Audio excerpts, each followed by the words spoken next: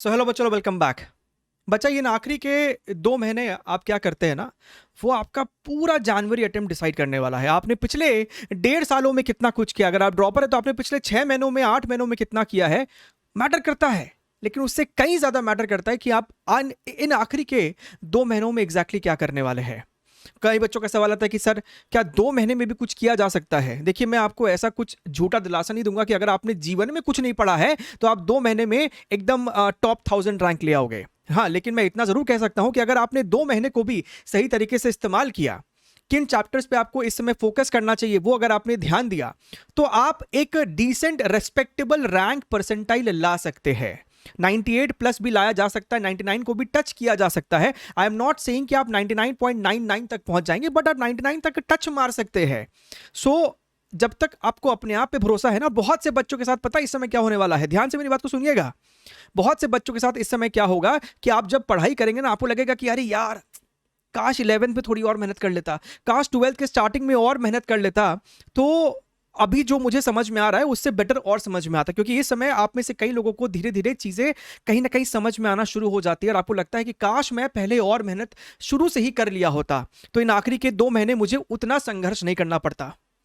आप इस बात का शुक्रिया मनाइए कि आपको कम से कम इस बात का रियलाइजेशन तो हो गया है, आपको इस बात का एक्सेप्टेंस तो है। कई बच्चों को तो एक्सेप्टेंस तक नहीं है। सो मेक श्योर कि आप इन समय का सही तरीके से सदुपयोग करने वाले हैं।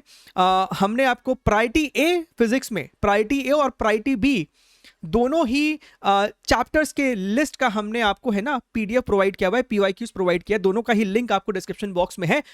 अगर अभी भी नहीं इस्तेमाल कर रहे हो, अभी भी यही सोच रहे हो कि कॉन्सेप्ट लर्निंग से, देखिए यहां पे थोड़ी सी बातें कड़वी लग सकती है। हर वक्त मीठा मीठा बोलना ऐसा जरूरी भी नहीं है। थोड़ा बहुत तो आपको अब हल्की सी तो डंडी दिखानी पड़ेगी। सिर्फ बहुत से बच्चों का क्या होता है ना कि सर कॉन्सेप्ट तो सीख लिया है, सवाल तो कर लेंगे। कुछ नहीं होगा। आपने कॉन्सेप्ट कहीं से भी सीखा हो, कितने भी महारथी से आपने कॉन्सेप्ट सीखा हो, अगर आप प्रैक्टिस नहीं कर रहे हैं, वो भी रिगरस वाली प्रैक्टिस नहीं कर रहे हैं, आप भरपूर मात्रा में प्रॉब्लम सॉल्विंग नहीं कर रहे हैं, तो कुछ नहीं होने वाला है। आप लिख के लीजिए, कहीं पे साइन कर लीजिए कि सर ने बोला है कि मेरा कुछ नहीं होगा, मेरा एग्जाम नहीं क्रैक होगा अगर मैं प्रॉब्लम सॉल्विंग नहीं कर रहा हूं तो। सो अभी भी आंखें खोल लीजिए, नेत्र खोल लीजिए, सॉल्विंग करना शुरू कर दीजिए। अगर अभी भी नहीं किया है तो 2 महीने में कम से कम फिजिक्स में, केमिस्ट्री में, कुछ सेलेक्टेड टॉपिक्स ऑफ मैथमेटिक्स में जितना आप प्रैक्टिस कर सकते हो उतना प्रैक्टिस कीजिए। हो सकता है ना। और मैंने कुछ दिन पहले टेलीग्राम पे भी है ना 3-4 शब्द आपके लिए शेयर किया था कि ये जो आपका कॉम्पिटिटिव एग्जाम है ना, देखिए मेरा मानना है कि हर बच्चे को, हर वो बच्चा चाहे वो जिस भी क्षेत्र का कॉम्पिटिटिव एग्जाम दे रहा हो, आपको कॉम्पिटिटिव एग्जाम देना चाहिए। बड़ा ही डिफरेंस आ जाता है। एक वो बच्चा जो कि एक बहुत भारी भरकम कॉम्पिटिटिव एग्जाम की तैयारी कर रहा हो, चाहे वो आपका जेई हो, नीट हो, आगे जाके यूपीएससी हो सकता है, और एक वो बच्चा जो कि कोई भी कॉम्पिटिटिव एग्जाम की तैयारी कभी नहीं किया हो। डिफरेंस आपको दिख जाता है। अगर आप सच्चे मन से कॉम्पिटिटिव एग्जाम की तैयारी करते हैं तो वो आपके पर्सनैलिटी में, आपके सोचने के तरीके में, आपके स्किल में, आपके मल्टीटास्किंग अप्रोच को भी वो आगे जाके भविष्य में लेके आता है, जो कि आपको कहीं ना कहीं फ्यूचर में हेल्प करता है। तो आप इस समय क्यों पढ़ेंगे? आप इस समय सिर्फ इसलिए मत पढ़िए क्योंकि आपको अपने माता पिता का सपना पूरा करना। आप सिर्फ इसलिए मत पढ़िए क्योंकि आपको एक टॉप से टॉप कॉलेज चाहिए। आप सिर्फ इसलिए मत पढ़िए क्योंकि आपको एक टॉप परसेंटाइल चाहिए, आपको एक टॉप रैंक चाहिए। आप इसलिए भी पढ़िए ताकि आपको बाद में ना गिल्ट ना हो। क्योंकि मैंने बच्चों को इन 3 साल की ऑनलाइन करियर में और उसके पहले ऑफलाइन में, ऑनलाइन में तो खास कर से क्योंकि बहुत भारी मात्रा में बच्चों से जुड़ने का मौका मिलता है, मैंने देखा है बच्चों को गिल्ट में आते हुए एग्जाम के बाद। तो वो जो गिल्ट होता है ना, वो बहुत डेंजरस होता है। अगर आप अपना बेस्ट देके लो नंबर ले आए तो कहीं ना कहीं आप उस चीज को एक्सेप्ट कर लेते हैं। At the end of the day आपको सेटिस्फाइड होना है ना कि मैं संतुष्ट था अपने परफॉर्मेंस से, व्हाट आई डिड। लेकिन अगर आप उतनी मेहनत ना करें और फिर एग्जाम देखे आए, और अगर आप पेपर देखेंगे कि भैया पेपर तो इजी था, फिजिक्स तो डुएबल था, थोड़ी सी प्रॉब्लम प्रैक्टिस और कर लेता तो हो जाता, या फिर मोहित सर ने जो चेकलिस्ट दिया था अगर उसको मैंने टारगेट बेस्ड कंप्लीट कर लिया होता तो शायद अभी अच्छे से मेरा रिवीजन हो जाता। सर किस चेकलिस्ट की बात कर रहे हैं? तो हमने आपको हर समय पे, हर मोड़ पे एक चेकलिस्ट दिया है, चाहे वो 5 मंथ प्लानर हो, 4 मंथ प्लानर हो, 90 डेज चेकलिस्ट हो, या फिर अभी हमारा रिसेंट 45 डेज चेकलिस्ट हो। लिंक डिस्क्रिप्शन बॉक्स में है। मैं ये नहीं कह रहा कि यहीं कहीं चेकलिस्ट फॉलो करो, लेकिन कोई ना कोई आपके पास एक टाइम बाउंड मैनर प्लानिंग होनी चाहिए। एंड हैविंग सेड दैट, आप पढ़ाई कीजिए।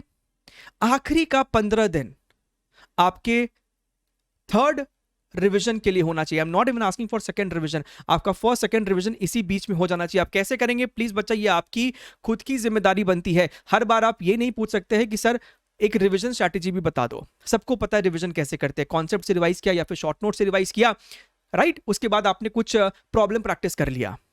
रिवाइज करने के लिए कुछ सिलेक्टेड प्रॉब्लम्स के भी लिस्ट आपको दिए जाएंगे और इसी महीने दिए जाएंगे, तो उसकी भी चिंता मत कीजिए। आपको पता है कि मोस्ट प्रीमियम फिजिक्स का स्ट्रक्चर्ड वे में कंटेंट वो भी फ्री में आपको यहाँ पे पीडीएफ भी दिया जाता है, तो उसका सही इस्तेमाल कीजिए। Just because it is free don't think कि इसको हम इस्तेमाल नहीं करेंगे, राइट?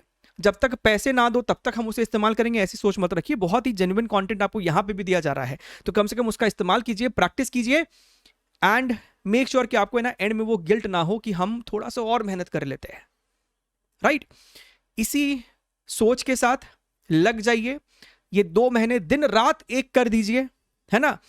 6 घंटे की नींद मेरे ख्याल से बहुत सफिशिएंट है। 9-9 घंटे वाली नींद की कोई जरूरत नहीं है ना? वो 4-4 घंटे की भी नींद मत रखिए, 6 घंटे मेरे ख्याल से सफिशिएंट है। एंड सही तरीके से बिना समय को जाया करे आप पुरजोर मेहनत से पढ़ाई कीजिए एंड सेलेक्टेड चीजों की पढ़ाई कीजिए जो आपको अब नंबर दिलाएंगे, ना कि जस्ट सिलेबस कंप्लीट करने के चक्कर में सब कुछ किए जा रहे हैं लेकिन रिवीजन नहीं कर रहे हैं, या फिर हाई वेटेड चैप्टर्स की प्रैक्टिस ज्यादा नहीं कर रहे। वैसा मत कीजिएगा। अब वो चीज पे ज्यादा फोकस कीजिए जो आपको नंबर निकाल के देगा, जैसे कि हमारे प्रायोरिटी ए और प्रायोरिटी बी चैप्टर्स। ठीक है, चलिए, take care, wish you all the very best and I shall be frequently coming up with such talks ताकि आपको एक सही दिशा मिलती रहे। एंड तब तक लिए take care and bye bye.